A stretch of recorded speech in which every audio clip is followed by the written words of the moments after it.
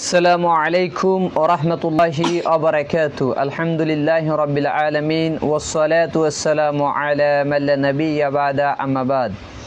সমস্ত প্রশংসা আল্লাহ সুবহানাহু ওয়া তাআলার জন্য, দুরূদ এবং সালাম বর্ষিত হোক প্রিয় রাসূল মুহাম্মদ সাল্লাল্লাহু আলাইহি ওয়াসাল্লামের উপর। আল্লাহ সুবহানাহু ওয়া তাআলার নিকট প্রতিনিধি অথবা মেহমান হচ্ছে তিন শ্রেণীর ব্যক্তি।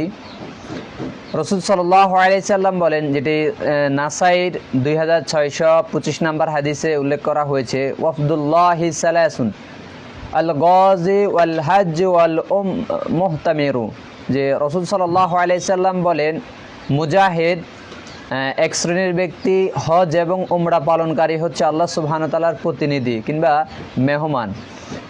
যেটি ইবনু মাজার হাদিসে যে 2893 নম্বর হাদিস, রসুল সাল্লাল্লাহু আলাইহি সাল্লাম বলছে যে আল গাজি ফি সাবিলিল্লাহ, যে আল্লাহ সুবহানাহু ওয়া তাআলার পথে সৈনিক, যে মুজাহিদ, আল হজ ওয়াল উমরাতু, হজ এবং মুতামিরু, হজ এবং উমরা পালনকারী, ওয়াফদুল্লাহি, তারা হচ্ছে যে আল্লাহ সুবহানাহু ওয়া তাআলার পথের প্রতিনিধি অথবা তারা হচ্ছে যে মেহমান আল্লাহ সুবহানাহু ওয়া তাআলার।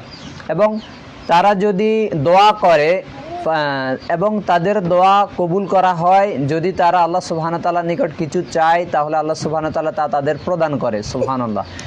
তাই যারা হজ এবং উমরা পালন করে তারা হচ্ছে যে আল্লাহ সুবহানাহু ওয়া তাআলার মেহমান। এবং আল্লাহর পথে যারা মুজাহিদ, যারা আল্লাহর সন্তুষ্টির জন্য জিহাদ করে, তারা হচ্ছে যে আল্লাহ সুবহানাহু ওয়া তাআলার প্রতিনিধি অথবা মেহমান। তাই তিন শ্রেণীর ব্যক্তিকে বলা হয়েছে যে আল্লাহ সুবহানাহু ওয়া তাআলার মেহমান। তো আল্লাহ সুবহানাহু ওয়া তাআলা যারাই হজ উমরা পালন করছে তাদেরকে মেহমান হিসেবে আল্লাহ সুবহানাহু ওয়া তাআলা কবুল করুক। ওয়া সাল্লাল্লাহু নবিনা মুহাম্মদ ওয়া আলা আলিহি ওয়া সাহবিহি আজমাইন। ওয়াসসালামু আলাইকুম ওয়া রাহমাতুল্লাহি ওয়া বারাকাতুহু।